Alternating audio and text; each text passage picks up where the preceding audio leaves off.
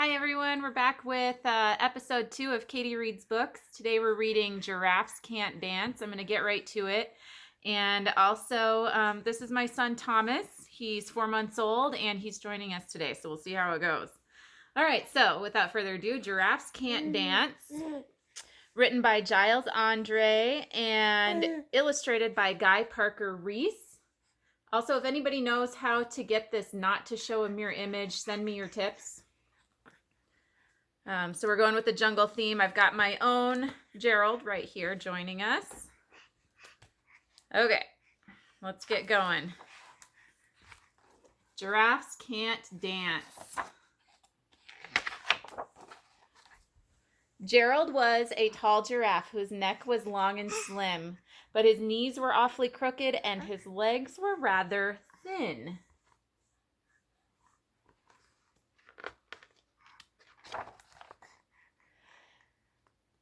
He was very good at standing still and munching shoots off trees, but when he tried to run around, he buckled at the knees.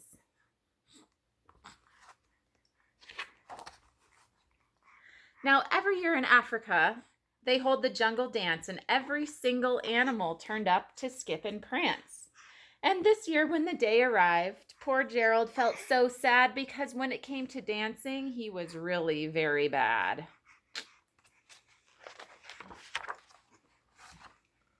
The warthogs started waltzing, and the rhinos rock and rolled.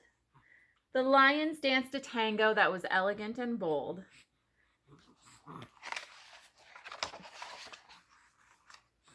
The chimps all did a cha-cha with a very Latin feel, and 8 baboons then teamed up for a splendid Scottish reel.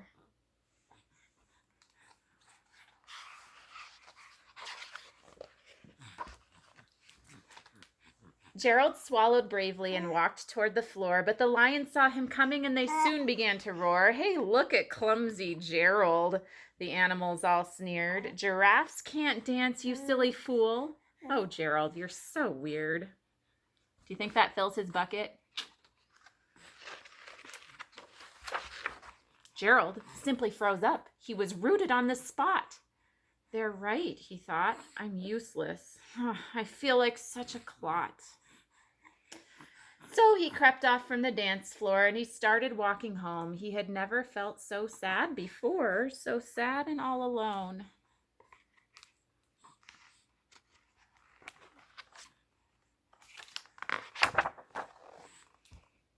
Then he found a little clearing and he looked up to the sky.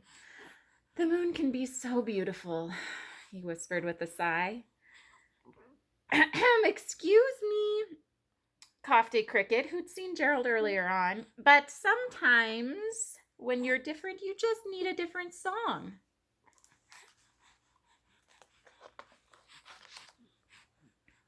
"Listen to the swaying grass and listen to the trees. To me, the sweetest music is those branches in the breeze. So imagine that the lovely moon is playing just for you. Everything makes music if you really want it to."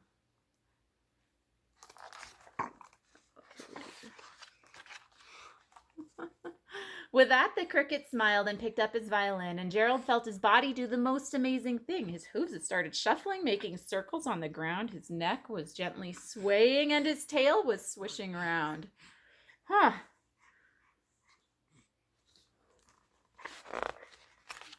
He threw his legs out sideways and he swung them everywhere. Then he did a backward somersault and leapt up in the air.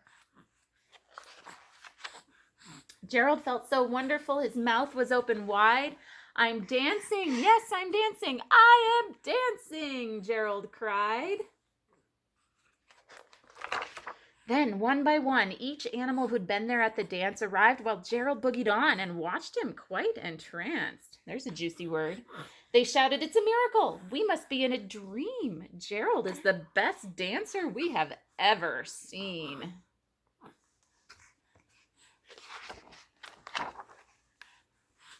"How did you learn to dance like that? Please, Gerald, tell us how." But Gerald simply twirled around and finished with a bow.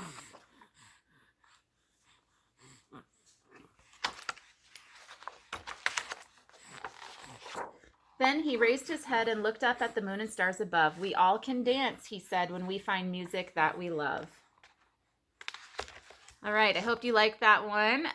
Today, a simple activity. If you need to listen to the book again, they mention about 4 or 5 different types of dancing from around the world. And so I just want to challenge you to do a quick Google search or YouTube search and find a video of some of those dances. And if you're feeling really wild, you could even try some yourself at home.